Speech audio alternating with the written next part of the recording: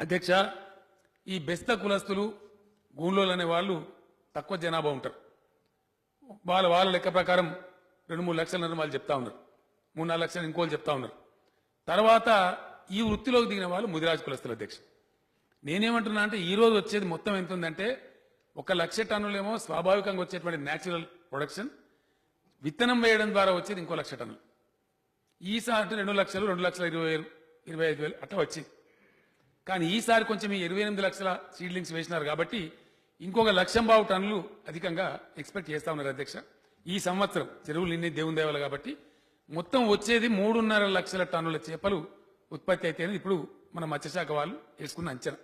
సరే 10,000 అటు ఇటుగా అది వస్తుంది. అధ్యక్ష, కానీ మనం రేపటికి భవిష్యత్తు కోసం ఏం చేసేది? భవిష్యత్తు కోసం మనం టార్గెట్ చేసేది అట్లీస్ట్ 10-11 లక్షల టన్నుల చేపల ఉత్పత్తి. అధ్యక్ష, that is something great, something big.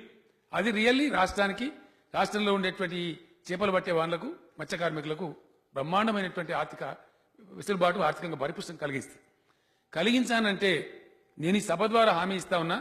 అనవసరంగా మీరు కులగర్షరాజులు బీలనే ఉంచాలి, ఏలనే ఉంచాలి, ఆ పంచాయతీలను అనవసరం. రాష్ట్రంలో ఉన్న ప్రతి బెస్త సోదరుడికి ఇందులో సంపూర్ణమైన అవకాశం వస్తుంది. ఫస్ట్ ప్రయారిటీ బెస్త వాళ్ళకే ఇస్తారు. అధ్యక్ష, ఎందుకంటే వాళ్ళు చేపలు పట్టేదే వాళ్ళ వృత్తి, ఇంకో పని చేయరు వాళ్ళు.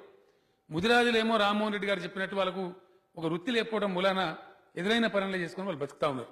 ఈ చేపలు పట్టే రంగంలో ఎక్కువ వచ్చినారు. ఫర్ ఎగ్జాంపుల్ ఇప్పుడు మహబూబ్ నగర్ ఉంది. మహబూబ్ నగర్లో మాక్సిమం ముదిరాజులే చేపలు పడతారు. అధ్యక్ష, అక్కడ బెస్తవాళ్ళ సంఖ్య చాలా తక్కువ ఉంది. కాబట్టి ముదిరాజుల మధ్య బెస్తవాళ్ళ మధ్య ఇద్దరం బతకాల్సిన వాళ్ళమే, ఇద్దరు కూడా ప్రభుత్వం సమానమే. కాబట్టి బెస్తవాళ్ళకే ముందు సంపూర్ణమైన హక్కు ఇచ్చి వాళ్ళ తర్వాత మొత్తం హక్కు మిగతాది ముదిరాజులకు ఇచ్చుకుందాం. వాళ్ళు కూడా చేపలు పడుతున్నారు కాబట్టి మీ ఇద్దరి మధ్య ఫ్రిక్షన్ అవసరం లేదు, కొట్లాట అవసరం లేదు, పంచాయతీ అవసరం లేదు, భేదాభిప్రాయాలు అవసరం లేదు.